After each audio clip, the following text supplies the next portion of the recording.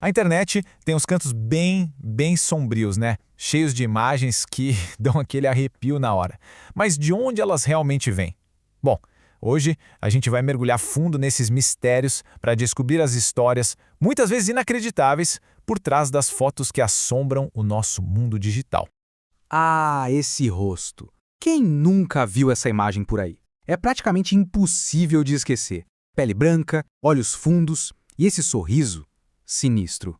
É o famoso Jeff the Killer. Mas qual será a história real por trás desses pesadelos que se espalharam como fogo pela internet? E essa criatura aqui?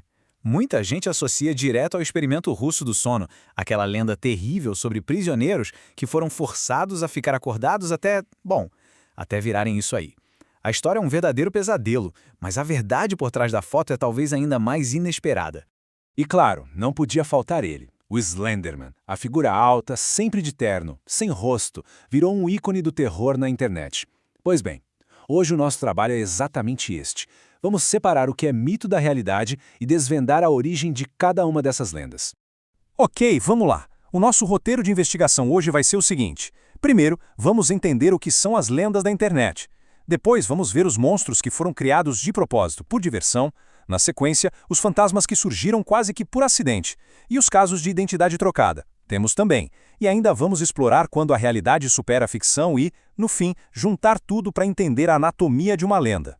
Para começar, a gente precisa entender onde estamos pisando. O nome desse universo é Creepypasta. Pensa naquelas histórias de terror contadas ao redor da fogueira, sabe? As creepypastas são a versão da internet para isso. São contos feitos para parecerem assustadoramente reais e quase sempre vêm com uma imagem bem chocante para dar aquele toque de "e se for verdade?".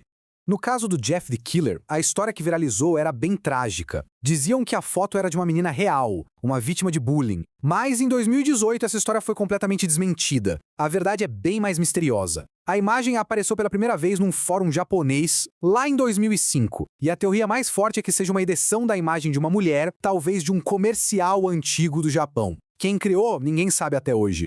Mas olha que interessante, nem todo monstro da internet nasce de um mistério assim sem dono. Alguns dos mais famosos, na verdade, foram criados de propósito, como parte de uma brincadeira, de um jogo online.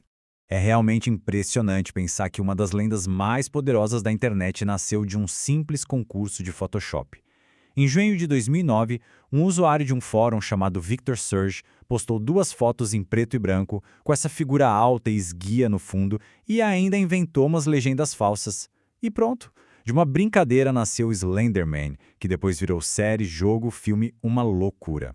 Outro monstro que nasceu da criatividade coletiva da galera da internet foi o The Rake. A lenda surgiu em 2005 com uma proposta bem direta. E aí, vamos criar um mito urbano do zero? E criaram.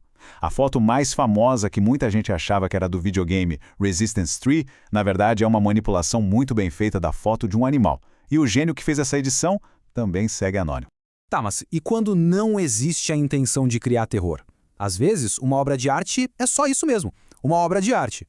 Pelo menos até a internet resolver pegar essa arte e dar um significado completamente novo e assustador para ela. Essa aqui é um clássico, a foto da família Cooper. A história que contam é que eles tinham acabado de se mudar para essa casa no Texas, tiraram a foto para registrar o momento e só depois, quando revelaram, perceberam a cena bizarra, um corpo caindo do teto. Parece um registro paranormal perfeito, né? A verdade só foi descoberta lá para 2015. E ela é genial. O criador da imagem, um artista chamado Richard Ramsdale, ele era o menininho da foto original de 1959. Aí, em 1981, para um projeto de arte, ele projetou a foto antiga na parede, entrou na frente da projeção e tirou outra foto. O tal fantasma era ele mesmo, um truque criativo incrível, muito antes do Photoshop existir. E esse padrão se repete.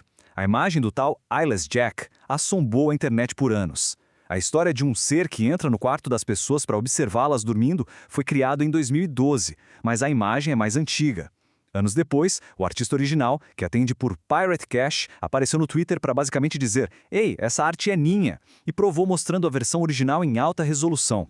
Agora vamos para uma categoria bem específica, os casos em que a imagem e a história não têm absolutamente nada a ver uma com a outra. Sabe, é quando pegam uma foto totalmente aleatória e anexam a um conto de terror só pra dar um rosto pro monstro. É uma lenda baseada numa identidade completamente falsa. Essa aqui talvez seja a imagem mais famosa ligada à creepypasta do experimento russo do sono. A história diz que isso é o que restou de um dos prisioneiros transformado pela falta de sono. A imagem é muito perturbadora e parece confirmar o conto macabro. Só que a realidade é bem menos assustadora. A tal criatura é um boneco. Isso mesmo, um animatrônico de Halloween em tamanho real, chamado Spasm, que era vendido para decorar casas em festas. Simplesmente pegaram a foto dele fora de contexto e usaram para ilustrar a história, enganando milhões de pessoas. A mesma coisa aconteceu com a Momo. Lembram daquele pânico viral de uma entidade que mandava desafios perigosos pelo WhatsApp? Tudo foi construído em cima dessa imagem. A verdade é só uma escultura bem bizarra, criada por uma empresa japonesa de efeitos especiais para uma galeria de arte. Bom, a gente já viu foto manipulada, obra de arte, boneco de festa, mas e se o lugar assustador da internet for real? E se não for uma montagem, mas um local que de fato existe? Pois é, às vezes a realidade consegue ser tão estranha quanto a ficção. Quem conhece as lendas da internet já viu essa imagem. É um dos níveis das backrooms, um lugar esquisito, infinito, para onde alguém pode ir sem querer. Parece algo gerado por computador, mas é 100% real. Isso aí é o átrio de um hotel Holiday Inn no aeroporto de Londres. A arquitetura repetitiva, meio fria, é o que dá essa sensação desconfortável e a torna perfeita para uma lenda da internet. E assim a gente vai chegando ao fim da nossa investigação. Já vimos monstros nascidos de concursos, arte que foi roubada para virar pesadelo e até lugares reais que viraram portais para o desconhecido. Fica bem claro que existe um tipo de anatomia, uma fórmula por trás dessas lendas. Então, o ponto crucial é esse. Seja por diversão, como arte ou por uma identidade trocada, essas lendas ganham uma vida própria na internet. O Slenderman, um concurso de Photoshop. A foto da família Cooper, um projeto de arte de faculdade. O monstro do experimento russo, um boneco de Halloween. Elas mostram o nosso fascínio pelo desconhecido e como é fácil uma história se espalhar e evoluir na era digital. Para fechar com chave de ouro, um último caso que é fascinante. Este é o This Man, ou Este Homem. A história que se espalhou é que milhares de pessoas, no mundo todo, sonham com esse rosto, mesmo sem nunca terem visto ele na vida real. Seria um fenômeno psíquico global ou outra coisa? A verdade é que tudo não passou de um brilhante experimento de marketing viral. Um profissional de marketing italiano chamado Andrea Natella criou o rosto, o site e a história toda para ver o quão longe a ideia podia chegar. E funcionou. Mas a pergunta que não quer calar é, será que só pelo poder da sugestão as pessoas realmente começaram a sonhar com ele depois de verem a imagem? Fica a reflexão. Isso tudo nos leva a uma questão final olhando para o futuro. A gente viu lendas nascerem de edições de fotos, projetos de arte, marketing inteligente. E agora?